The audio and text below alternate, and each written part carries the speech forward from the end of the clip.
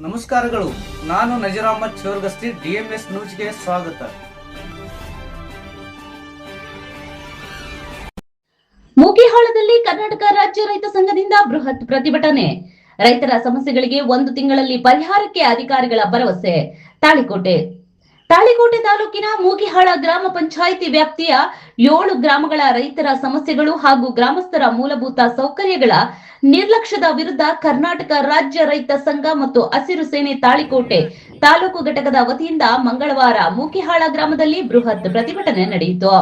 ಕರ್ನಾಟಕ ರಾಜ್ಯ ರೈತ ಸಂಘದ ರಾಜ್ಯ ಉಪಾಧ್ಯಕ್ಷ ಶಾಂತನಗೌಡ ನಡಹಳ್ಳಿ ಹಾಗೂ ಹಸಿರು ಸೇನೆ ಜಿಲ್ಲಾ ಅಧ್ಯಕ್ಷ ಸಂಗಮೇಶ್ ಸಗರ್ ಅವರು ನೇತೃತ್ವದಲ್ಲಿ ನೂರಾರು ರೈತರು ಗ್ರಾಮದ ಡಾಕ್ಟರ್ BR ಅಂಬೇಡ್ಕರ್ ವೃತ್ತದಿಂದ ಲಾಡ್ಲೆ ಮಶಾಕ್ ದರ್ಗಾವರೆಗೆ ಪಾದಯಾತ್ರೆ ನಡೆಸಿ ಅಧಿಕಾರಿಗಳ ನಿರ್ಲಕ್ಷ್ಯ ಮತ್ತು ಬೇಜವಾಬ್ದಾರಿ ವಿರುದ್ಧ ಘೋಷಣೆಗಳನ್ನ ಕೂಗಿ ಆಕ್ರೋಶ ವ್ಯಕ್ತಪಡಿಸಿದ್ರು.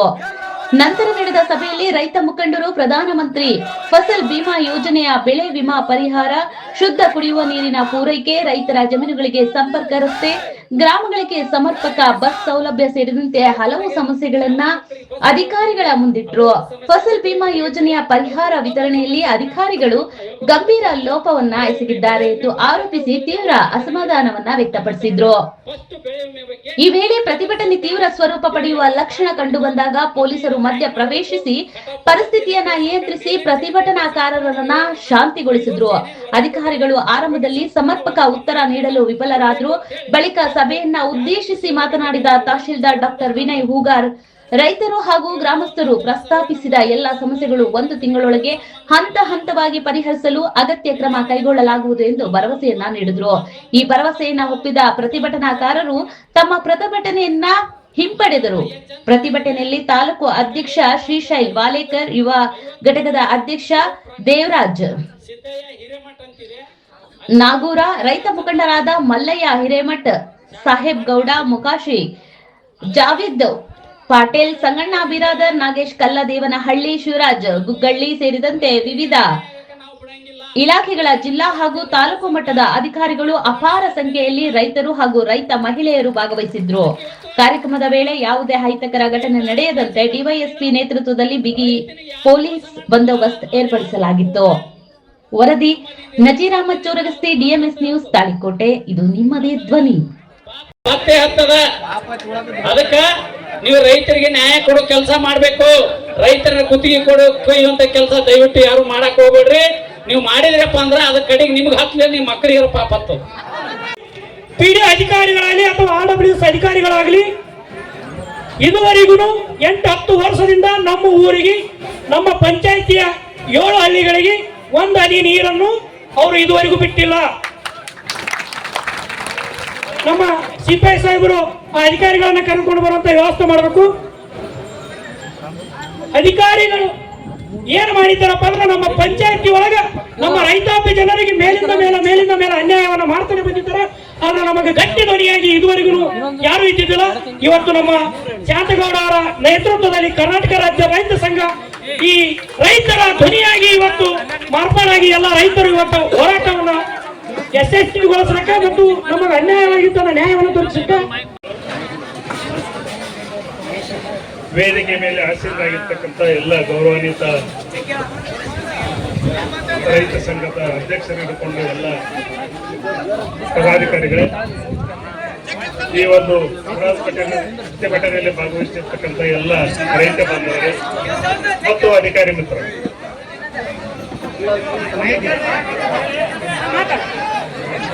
ಇಲ್ಲಿ ಮುಖ್ಯವಾಗಿ ವಿಷಯಕ್ಕೆ ನಾವು ಕೂಡ ಇವತ್ತು ಅಣೆ ಆಗ್ಲಿಕ್ಕೆ ನನಗೂ ಕೂಡ ಬಹಳ ಸಂತೋಷ ಆಗ್ತಿದೆ. ಯಾಕಂದ್ರೆ ಫಸಲ್ ಬಿಮಾ ಯೋಜನೆ ಬಗ್ಗೆ ಸಾಕಷ್ಟು ನಾಯಕರು ಮಾತಾಡಿದರು. ಕೇಂದ್ರ ಸರ್ಕಾರ ಇರ್ಬೋದು, ರಾಜ್ಯ ಸರ್ಕಾರ ಇರ್ಬೋದು, ಇವತ್ತು ರೈತರು ಬೆಳೆದಿರ್ತಕ್ಕಂಥ ಬೆಳೆಗಳಿಗೆ ಕಾರಣಾಂತರಗಳಿಂದ ಏನಾದರೂ ಹಾನಿ ಆದರೆ, ಹೆಚ್ಚಿನ ಮಳೆ ಆಗ್ಬೋದು, ಕಡಿಮೆ ಮಳೆ ಆಗ್ಬೋದು, ರೋಗ ರುಜಿನಗಳಿರ್ಬೋದು, ಯಾವುದೇ ಒಂದು ಆಣೆಕಲ್ಲು ಬಿದ್ದಿರ್ತಕ್ಕಂಥ ಏನು ರೈತರು ಬೆಳೆಗಳನ್ನ ಒಂದು ಕಟಾವು ಮಾಡಿ ಹಾಕಿದಾಗ ಆಣೆಕಲ್ಲು ಬಿದ್ದು ಏನು ಲಾಸ್ ಆಗ್ತದೆ ಅಂತ ಎಲ್ಲ ಸಂದರ್ಭಗಳಲ್ಲಿ ರೈತರಿಗೆ ಒಂದು ಸಹಾಯ ಆಗ್ಬೇಕಂತ ತಿಳ್ಕೊಂಡು ಒಂದು ಮಹತ್ವಾಕಾಂಕ್ಷೆ ಆಗಿರ್ತಕ್ಕಂಥ ನಮ್ಮ ಇಲಾಖೆ ಅಂತಕ್ಕಂಥದ್ದು ಒಂದು ಕೃಷಿ ಇಲಾಖೆ, ಒಂದು ನೋಡಲ್ ಇಲಾಖೆ. ಒಂದು ಈ ಇಲಾಖೆ ಮುಖಾಂತರ ಈ ಒಂದು ಯೋಜನೆ, ಒಂದು ಫಸಲ್ ಬಿಮಾ ಯೋಜನೆ ಅನುಷ್ಠಾನ ಆಗ್ತಾ ಇದೆ. ಈ ಒಂದು ಮಾಹಿತಿ ಕೊಡೋಕ್ಕಿಂತ ಮೊದಲು ಒಂದು ಸಂಕ್ಷಿಪ್ತವಾಗಿ ಒಂದು, ಯಾಕಂದ್ರೆ ಸೂಕ್ತ ಸಮಯ ಈಗ ರೈತರು ಎಲ್ಲ ವಿಮೆ ಮಾಡ್ಕೊಳ್ಳೋಕ್ಕೆ ಅಣ್ಣವ್ರು ಹೇಳಿದ್ರು, ನಾಟಿ ಬರದಿದ್ರು ವಿಮೆ ಮಾಡಬಹುದು ಅಂತೇಳಿ. ಅದಕ್ಕೆ ಕೆಲವೊಂದು ಹಿನ್ನೆಲೆಗಳನ್ನು ಹೇಳ್ತಾ ತಮ್ಮ ಮುಂದೆ ಈ ಒಂದು ಅಂಕಿಅಂಶಗಳನ್ನ ತಮ್ಮ ಮುಂದೆ ಇಡ್ಲಿಕ್ಕೆ ನಾನು ಪ್ರಯತ್ನ ಪಡ್ತೀನಿ. ಸಂಕ್ಷಿಪ್ತವಾಗಿ ಹೇಳ್ತೇನೆ. ಫಸಲ್ ವಿಮೆ ಅಂತಕ್ಕಂಥದ್ದು ಇದು ನಮಗೆ 3 ಸೀಸನ್ದಲ್ಲಿ ನಾವನ್ನು ಮಾಡ್ತೀವಿ, 3 ಹಂಗಾಮುಗಳಲ್ಲಿ: ಮುಂಗಾರು, ಹಿಂಗಾರು ಮತ್ತು ಬೇಸಿಗೆ. ಈಗಾಗಲೇ ನಾಯಕರು ಹೇಳಿದಂಗೆ ಇವತ್ತು ಕೃಷಿ ಬೆಳೆಗಿರ್ಬೋದು, ತೋಟಗಾರಿಕೆ ಬೆಳೆಗಳಿರ್ಬೋದು, ಏನು ಎನ್ಯುವಲ್ ಕ್ರಾಪ್ ಏನಂತ ಪೆರಿನಿಯಲ್ ಕ್ರಾಪ್ಸ್ ಕೂಡ ಇರ್ಬೋದು, ಈ ಎಲ್ಲ ಬೆಳೆಗಳಿಗೂ ಕೂಡ ಇದು ಅನ್ವಯ ಆಗ್ತದೆ. ಅದರ ಸಂಬಂಧಪಟ್ಟಂಗೆ ರಾಜ್ಯ ಸರ್ಕಾರ ಮುಂಗಾರು ಪೂರ್ವದಲ್ಲಿ ಒಂದು ನೋಟಿಫಿಕೇಶನ್ ಕೂಡ ಮಾಡ್ತದೆ. ಅದೇ ವರ್ಷದಂದು ಈ ವರ್ಷ ಕೂಡ ಮಾಡಿದೆ. ಕಳೆದ 5 ವರ್ಷದಲ್ಲಿ ಕೂಡ ಇದು ನಡ್ಕೊತ ಬಂದಿದೆ. ಈ ಒಂದು ಸ್ಕೀಮಿನ ಏನು ಯಾವ ರೀತಿ ಇದಕ್ಕೆ ಅಪ್ಲಿಕೇಶನ್ ಹಾಕ್ಬೇಕು, ಯಾವ ರೀತಿ ಮಾಡ್ಬೇಕಂತಂದ್ರೆ, ಇಲ್ಲಿ ನಮಗೆ 2 ಟೈಪ್ ಆಗಿರ್ತಕ್ಕಂಥ ರೈತರು ಸಿಗ್ತಾರೆ. ಏನು ಬ್ಯಾಂಕಿನಲ್ಲಿ ಒಂದು ಲೋನ್ ಮಾಡಿರ್ತಾರಲ್ಲ, ಅವ್ರದ್ದೊಂದು ವರ್ಗ ಬೇರೆ. ಯಾವುದೇ ರೈತರು ಲೋನ್ ತಗೊಂಡೇ ಇರೋದಿಲ್ಲ, ಯಾವುದೇ ಅವ್ರದ್ದೊಂದು ಗ್ರೂಪ್ ಬೇರೆ. ಇದು ಕೆಲವು ಸಂದರ್ಭಗಳಲ್ಲಿ ಲೋನ್ ತಗೊಂಡಿರ್ತಕ್ಕಂಥ ರೈತರಿಗೆ ಈ ಒಂದು ವಿಮೆಯನ್ನು ಕಡ್ಡಾಯ ಮಾಡಿದ್ರು, ಕಾರಣಾಂತರಗಳಿಂದ ಅವರ ಒಪ್ಪಿಗೆಯನ್ನು ತಗೋಬೇಕಂತ ಬಂತು. ಈ ರೀತಿಯಾಗಿ 2 ವರ್ಗಗಳಿರ್ತವೆ. ಈಗ ತಾವು ವಿಮಾ ಕಂತನ ತಾವು ಬ್ಯಾಂಕಿನಲ್ಲಿ ಕಟ್ಟಬಹುದು. ನಮ್ಮ ಎಲ್ಲ ಮತಕ್ಷೇತ್ರಕ್ಕೆ ಸೀಮಿತ ಆಗ್ಯಾರ ಹೊರತು ಉಳಿದು ಎಲ್ಲಿ ಕೂಡ ಬರ್ಲಾಗ್ತಾ ಇರೋದು. ಬಂದಾರೇನ್ರಿ ನಿಮ್ಮ ಮತಕ್ಷೇತ್ರಕ್ಕೆ ಅಂದ್ರೆ ಬಂದಾರೆ? ಬರಂಗಿಲ್ಲ ಅವರು. ಯಾಕಂದ್ರೆ ತಮ್ಮ ಮತಕ್ಷೇತ್ರ, ತಮ್ಮ ಮತದಾನ, ತಮ್ಮ ಹಕ್ಕನ್ನು ಅಷ್ಟೇ ಅವರು ಗಟ್ಟಿ ಮಾಡ್ಕೊಳಕತ್ತಾರ. ಸೊ ಇದು ಹಿಂಗೆ ಆಯ್ತಪ್ಪ ಅಂತಂದ್ರ ವಿಜಯಪುರ ಜಿಲ್ಲೆಯನ್ನ ಉಳಿದಂತ 7 ಮತಕ್ಷೇತ್ರಗಳ ಮತ್ತೊಂದು ಉಸ್ತುವಾರಿ ಇರ್ಕೊಡ ನಮ್ಗೆ. ಇಲ್ಲಪ್ಪ ಅಂತಂದ್ರ ಎಲ್ಲರಿಗೆ ಸರಸಮಾನಾಗಿ ನೋಡ್ಬೇಕು ಅಂದಾಗ ಮಾತ್ರ ಉಳಿದಂತ ಭಾಗದೊಳಗ ರೈತರಿಗೆ ಹಲವಾರು ಸಮಸ್ಯೆಗಳದಾವ. ಪ್ರತಿ ವರ್ಷ ನಾವು ನೀರಿಗಾಗಿ ಹೋರಾಟ ಮಾಡ್ತಾನೆ ಬಂದಿದೀವಿ. ಗೊತ್ತಿರಲಿ ತಮಗ, ವಿಜಯಪುರ ಜಿಲ್ಲೆ ಒಳಗೆ 13 ತಾಲೂಕಿನಾಗ ಕೇವಲ 2-3 ತಾಲೂಕಿನಲ್ಲಿ ಮಾತ್ರ ಸಫಿಶಿಯಂಟ್ ಕುಡಿಲಾಕ ನೀರು ಸಿಗ್ತಾ ಇದೆ. ರೈತರಿಗೆ ಅಲ್ಪ ಸ್ವಲ್ಪ ಬೆಳೆ ಬೆಳೆಯಕ್ಕೆ ನೀರು ಸಿಗ್ಲಾಕತ್ತದ. ಇಲ್ಲೇ ಪಕ್ಕದಲ್ಲಿರುವಂತಹ ಚಡ್ಚಣ್ ಇರ್ಬೋದು, ಇಂಡಿ ಇರ್ಬೋದು, ದೇವರಿಪ್ಪರಿಗೆ, ತಾಳಿಕೋಟಿ ಭಾಗದೊಳಗ ಪ್ರತಿ ವರ್ಷ 1 TMC ನೀರು ಬಿಡ್ಲಾಕ ಕೂಡ ನಾವು ಹಗಲು ರಾತ್ರಿ ಹೋರಾಟ ಮಾಡ್ಬೇಕಾದಂತ ಪರಿಸ್ಥಿತಿ. ಅದೇ ರೀತಿಯಾಗಿ ತಮಗ್ ಗೊತ್ತಿರಲಿ, ಏನು ಕೃಷ್ಣಾ ನದಿ ಮೇಲೆ ಪ್ರಮಾಣ ಮಾಡಿದಂತ ಇಲ್ಲಿರುವಂತ ಶಾಸಕರುಗಳು, ಸಚಿವರುಗಳು, ಮಾನ್ಯ ಮುಖ್ಯಮಂತ್ರಿಗಳು, ಯಾವುದೇ ಸರ್ಕಾರ ಇಲ್ಲ, ಸರ್ಕಾರದ ಬಗ್ಗೆ ಮಾತಾಡಂಗಿಲ್ಲ. ಬಿಜೆಪಿ, ಕಾಂಗ್ರೆಸ್, JDS ಎಲ್ಲರೂ ಕೂಡ ನಮ್ಮನ್ನ ಒಟ್ಟಾರೆಯಾಗಿ ರೈತರನ್ನ ಮೂಲ ಗುಂಪು ಮಾಡೋದೇ ನೋಡ್ಯಾರೆ ಹೊರತು ರೈತರ ಅಭಿವೃದ್ಧಿಗೆ ಎಂದೂ ಮಾಡಿಲ್ಲ. ಒಂದು ಸಣ್ಣ ಉದಾಹರಣೆ ಹೇಳ್ತೀನಿ ನಿಮ್ಗೆ. ವಿಜಯಪುರ ಜಿಲ್ಲೆಯಲ್ಲಿ ಸುಮಾರು 21 ಏತ ನೀರಾವರಿಗಳು ನಡೆದವು. ಇಲ್ಲಿರುವಂತ ಅಧಿಕಾರಿಗಳು ಸ್ಪಷ್ಟತೆ ಪಡಿಸ್ಬೇಕು ಅದ್ರ ಬಗ್ಗೆ. 21 ಏತ ನೀರಾವರಿ, ಒಂದೊಂದು ಏತ ನೀರಾವರಿಗೆ ಸಾವಿರಾರು ಕೋಟಿ ರೂಪಾಯಿ ಹಣನ ಚೆಲ್ಲಿದ್ದಾರೆ, ನೆಲಕ್ಕೆ ಚೆಲ್ಲಿದ್ದಾರೆ. ಇದೇ ಭಾಗದಲ್ಲಿರುವಂತ ಚಿಮ್ಮಲಿಗೆ ಏತ ನೀರಾವರಿ ಸುಮಾರು 20 ವರ್ಷ ಆದ್ರೂ ಕೂಡ ಇನ್ನೂವರೆಗೂ ದಂಡಿಗೆ ಹಚ್ಚಕ್ತಾ ಇರಲಿಲ್ಲ. ಮುಳವಾಡಿ ಏತ ನೀರಾವರಿ, ಅದು ಕೂಡ ಯಾವ ರೈತರಿಗೂ ಕೂಡ ಕೊನೆ ಭಾಗದ ರೈತರಿಗೆ ನೀರು ಬಂದಿಲ್ಲ. ಇತ್ತೀಚೆಗೆ ಸುಮಾರು ಒಂದು 700 ಕೋಟಿ, ಒಂದು 800 ಕೋಟಿ, 1500 ಕೋಟಿ ರೂಪಾಯಿಯಲ್ಲಿ ಮಾಡಿರುವಂತ ಬೂದ್ಯಾಳ ಪೀರಾಪುರ ಏತ ನೀರಾವರಿ ಅಂಡರ್ ಪೈಪ್ ಮಾಡ್ತೀವಿ, ಇದು ಏನದ ಇಸ್ರೇಲ್ ಟೆಕ್ನಾಲಜಿ ಐತಿ, ಎಲ್ಲಾ ರೈತರಿಗೆ ಖಂಡಿತವಾಗಿ ನೀರು ಮುಟ್ತದ ಅಂತ ಹೇಳಿದ್ರು. ಅದು ಕೂಡ ಕೇವಲ 200 ಕೋಟಿ ರೂಪಾಯಿ ಸಲ ಬ್ಯಾಲೆನ್ಸ್ ಉಳಿದದ. ಇತ್ತೀಚೆಗೆ ನಾವು ಕೂಡ ಎಲ್ಲ ರೈತ ಬಂಧುವಿಗೆ ಕಾರ್ನೂರು, ಕೊಡಗಾನೂರು ಕ್ರಾಸ್ನಲ್ಲಿ ಸುಮಾರು ಒಂದು 8-10 ದಿನ ಹೋರಾಟವನ್ನು ಮಾಡಿದೆವು. ಆ ಸಂದರ್ಭದಲ್ಲಿ ಮಾನ್ಯ ಸಚಿವರು ಬಂದು ಆಶ್ವಾಸನೆ ಕೊಟ್ಟರು, ಜುಜುಬಿ 200 ಕೋಟಿ ಅಂತ ಹೇಳಿದ್ರು. ಜುಜುಬಿ 200 ಕೋಟಿ ತಗೊಳಕ ಇವತ್ತಿನ ದಿನ 9 ತಿಂಗಳಾಯ್ತು ಅವ್ರು ಹೇಳೋದು. 200 ಕೋಟಿ ರೂಪಾಯಿ ಕೊಡ್ಸಕ್ ಆಗಲಾಗಿದ್ದೀವ್ರಿ. ಸೊ ಇದು ಹಿಂಗೆ ಆಯ್ತಪ್ಪ ಅಂತಂದ್ರ ರೈತರ ಬಗ್ಗೆ ಯಾರು ಪ್ರಶ್ನೆ ಮಾಡೋರು? ನೀವೆಲ್ಲರೂ ಕೂಡ ಪ್ರಶ್ನೆ ಮಾಡ್ಬೇಕು. ಎಲ್ಲಿವರೆಗೆ ರೈತರೆಲ್ಲರೂ ಕೂಡ ಪ್ರಶ್ನೆ ಮಾಡಂಗಿಲ್ಲ, ಅಲ್ಲಿವರೆಗೆ ಈ ರೀತಿ ಮೋಸಗಳು, ಹಗರಣಗಳು ನಡೆದೇ ನಡೀತಾವ. ಇವತ್ತಿನ ದಿನ ಮುಗ್ಯಾಳ ಗ್ರಾಮ ಪಂಚಾಯತಿಯಲ್ಲಿ ಕೂಡ ಹಲವಾರು ಪ್ರಕರಣಗಳು ಇವತ್ತಿನ ದಿನ ನಮ್ಮ ಕಣ್ಣಿಗೆ ಬಂದಿದ್ದು. ಮಾನ್ಯ ಶಾಂತಗೌಡರು ಹೇಳಿದ್ರು, ಮುಗ್ಯಾಳ ಗ್ರಾಮ ಪಂಚಾಯತಿಯಲ್ಲಿ ಸಾಕಷ್ಟು ಭ್ರಷ್ಟಾಚಾರ ನಡೆದ್ರಿ, ಸಾಮಾನ್ಯ ಜನರಿಗೆ ಕುಡಿಲಕ್ ನೀರು ಸದಕ್ಕೆ ಸಿಗ್ಲಕ್ತಾ ಇರಲಿಲ್ಲ. ಇಲ್ಲಿರುವಂತ RWS ಅಧಿಕಾರಿಗಳು ಗಮನ ಹರಿಸ್ಬೇಕು. ಸರ್, ಇದು ಕೆರೆಯಲ್ಲಿರುವಂತ ನೀರು, ಇಲ್ಲಿ ಹುಳ ಹುಪ್ಪಡಿ ಎಷ್ಟದ ನೋಡಿ, ತಾವೇ ನೋಡ್ಬೇಕು. ಇದ್ರ ಬಗ್ಗೆ ಎಲ್ಲರೂ ಸ್ಪಷ್ಟತೆ ಪಡಿಸ್ರಿ. ಸರ್, CPS ಸರ್ ಕೊಡಿ ಸರ್, ನೋಡ್ರಿ. ಈ ರೀತಿ ನೀರು ನೀವೇ ಕುಡಿದ್ರಪ್ಪ ಅಂತಂದ್ರ ಯಾರು ಮಾತಾಡ್ತಕ್ಕಂಥಲ್ಲ. ಅದೇ ಕೆರೆ ನೀರದ ಇವತ್ತು ನಿಮ್ಮ ಏನು ಮುಖ್ಯ ಪಂಚಾಯತಿಗೆ ನೀರು ಬರ್ತಾವಲ್ಲ, ಅದೇ ಕೆರೆ ನೀರದವ. ಇಲ್ಲಿರುವಂತ RWS ಅಧಿಕಾರಿಗಳು ಆ ನೀರನ್ನು ಕುಡಿಬೇಕು. ಇವತ್ತು ಬದುಕಿದ್ರಪ್ಪ ಅಂತಂದ್ರೆ ನಾವು ನೀರು ಕುಡಿತೇವೆ. ಇಲ್ಲಿರುವಂತ ಸಾರ್ವಜನಿಕರ ಪರಿಸ್ಥಿತಿ ನಿಮ್ಗೆ ಗೊತ್ತಿಲ್ಲ. ಈಗ ತಾನೇ ನಮ್ಮ ಗುರುಗಳು ಹೇಳ್ತಾ ಇದ್ರು, ಹುಳುಗಳು ನೋಡ್ರಿ ಒಳಗೆ ಹೆಂಗದ ಹುಳುಗಳು. ನೀವು ಏನ್ ಮಾಡಕತ್ತೀರಿ? ಕಳೆದ 2013-14ನೇ ಸಾಲಿನಲ್ಲಿ ಏನಿದು MVS ಸ್ಕೀಮ್ ಅನ್ನೋದು ಬಂತು, ಬೊಗವಳ್ಳಿ ಕುಡಿ ನೀರಿನ ಯೋಜನೆ. ಸುಮಾರು ಒಂದು ಕೆರೆಯೊಳಗ ಕೆಲವೊಂದು ಸಂದರ್ಭದಲ್ಲಿ 10 ಹಳ್ಳಿ, 20 ಹಳ್ಳಿ, 40 ಹಳ್ಳಿ ತನಕ ಮಾಡಿದ್ದಾರೆ. ಆ ಒಂದು ಕೆರೆಯಿಂದ ಸಂಪೂರ್ಣವಾಗಿ ನೀರನ್ನ ಈ 40 ಹಳ್ಳಿಯ ಗ್ರಾಮಗಳಿಗೆ ಕುಡಿಲಕ್ ನೀರನ್ನ, ಬಳಸಲಕ್ ನೀರನ್ನ ಕೊಡ್ತೀವಿ ಅಂತ ಹೇಳಿ ಸುಮಾರು ಪ್ರತಿ ವರ್ಷ 20 ಲಕ್ಷ, 50 ಲಕ್ಷ, 1 ಕೋಟಿ ಗಟ್ಟಲೆ ಇದಕ್ಕ ಅನುದಾನ ಬಿಡುಗಡೆ ಮಾಡ್ಯಾರ. ಈ 7 ಗ್ರಾಮ ಪಂಚಾಯತಿಗೆ ಸಂಬಂಧಪಟ್ಟಂಗೆ, ಈ ಗ್ರಾಮ ಪಂಚಾಯತಿ 7 ಹಳ್ಳಿಗಳಲ್ಲಿ ಎಂದಾದ್ರೂ ನೀರು ನಿಮಗೆ ಬಂದದ? ನಿಮ್ಮಲ್ಲಿ ನಳದಾಗ ನೀರು ಎಂದ್ರೆ ನೋಡಿ ನೀವು. ಈಗ ಪರಿಸ್ಥಿತಿ ಮಾನ್ಯ ತಹಸೀಲ್ದಾರ್ ಮಾಡೋರಿಗೆ ಮೊನ್ನೆ ಕೂಡ ನಾವು ಗಮನಕ್ಕೆ ತಗೊಂಡ್ಬಂದೆವು.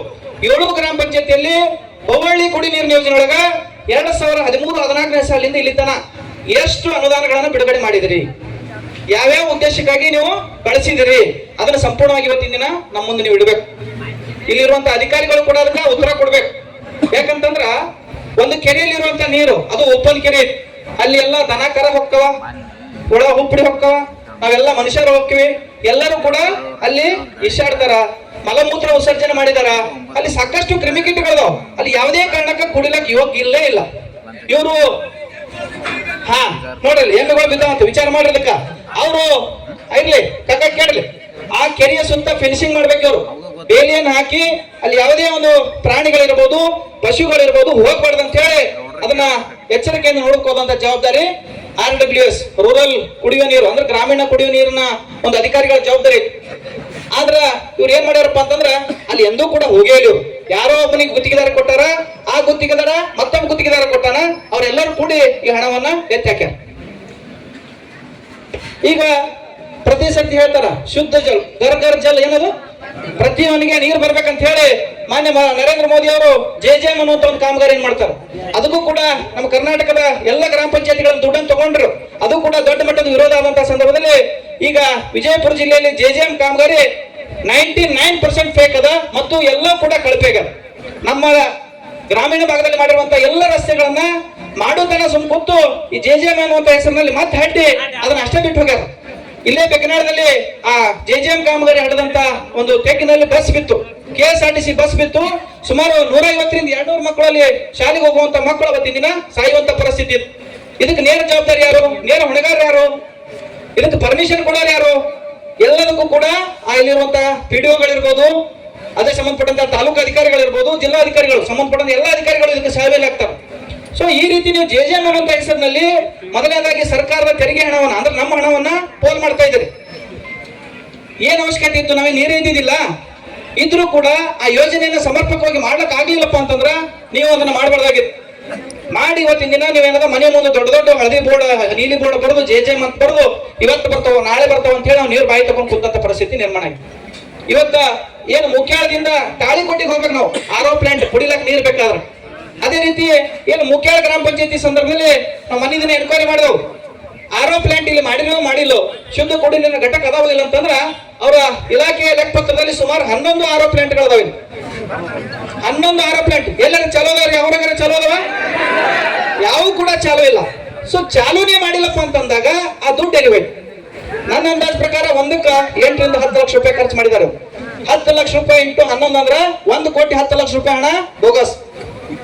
ಅದನ್ನ ಮಾಡದಂತ ಕಾಂಟ್ರಾಕ್ಟರ್ ಅವರು ಮೇಂಟೆನೆನ್ಸ್ ಅಂತ ಹೇಳಿ ಗುಜರಾತ್ನವ್ರು ಕೊಟ್ಟಾರು. ಗುಜರಾತ್ನವ್ರು ಬಂದು ಇಲ್ಲೆಲ್ಲ ಮೇಂಟೈನ್ ಮಾಡಕ್ ಬರ್ತದ? ಬರಂಗಿಲ್ಲ. ಒಂದ್ ವೇಳೆ 1 ವರ್ಷ ಅವಧಿ ಮುಗಿದ ನಂತರ ಅವರು ಗ್ರಾಮ ಪಂಚಾಯತಿಗೆ ಹ್ಯಾಂಡ್ ಓವರ್ ಮಾಡ್ಬೇಕಾಗಿತ್ತು. ಅದನ್ನು ಕೂಡ ಇಲ್ಲಿವರೆಗೆ ಮಾಡೇ ಇಲ್ಲ. ಇದಕ್ಕೆ ಯಾರು ಜವಾಬ್ದಾರರು? ಇಲ್ಲಿರುವಂತ ಅಧಿಕಾರಿಗಳ ನಿರ್ಲಕ್ಷ್ಯ ಐತಿ. ಇವತ್ತಿನ ದಿನ ಈ ವೇದಿಕೆ ಮೂಲಕ ಎಲ್ಲರಲ್ಲಿ ಏನ್ ಹೇಳ್ತೀನಪ್ಪ ಅಂತಂದ್ರ ಇದರಲ್ಲಿ ಯಾರ್ಯಾರು ಶಾಮೀಲ್ ಆಗ್ಯಾರ ಅವ್ರೆಲ್ಲರ ಒಂದು ಪಗಾರದಲ್ಲಿ ಹಣಕಾಸನ್ನ ಸರ್ಕಾರದ ತೆರಿಗೆ ಕಟ್ಟಬೇಕಂತ ಹೇಳಿ ಸಂದರ್ಭದಲ್ಲಿ ಆಗ್ರಹ ಮಾಡ್ತಾ ಇದ್ರು.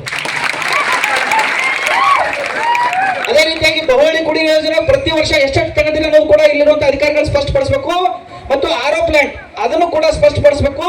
ಇನ್ನ ಬಹುಮುಖ್ಯವಾಗಿ ನಮ್ಮ ರೈತ ಬಾಂಧವರಿಗೆ ಈಗ ತಾನೇ ಹೇಳಿದೆ ನಾನು ಫಸಲ್ ಬಿಮಾ ಯೋಜನೆ ಅಂತಂದ್ರ ಈಗ ನೋಡ್ರಿ ಈ ವರ್ಷ ಬರಗಾಲ ಬಿತ್ತು, ಮತ್ತ ಹೋದ ವರ್ಷ ಹೆಚ್ಚಿನ ಪ್ರಮಾಣ ಮಳೆ ಆಯ್ತು, ಈ ವರ್ಷ ಬರಗಾಲ ಬಿತ್ತು.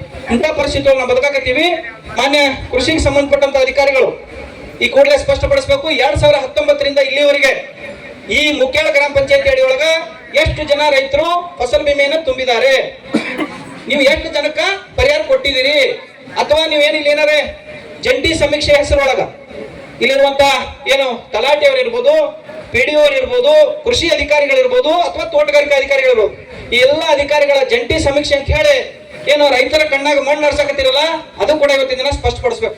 ಯಾವ ರೈತರ ಹೊಲದಾಗ ನೀವು ಹೋಗಿ ಕ್ರಾಪ್ ಕಟಿಂಗ್ ಮಾಡಿದ್ರಿ, ಎಲ್ಲಿ ನೀವೇನದ ರ್ಯಾಂಡಮ್ ಸರ್ವೆ ಅಂತ ಹೇಳಿ ಪ್ಲಾಟ್ ಸೆಲೆಕ್ಷನ್ ಮಾಡಿದ್ರಿ.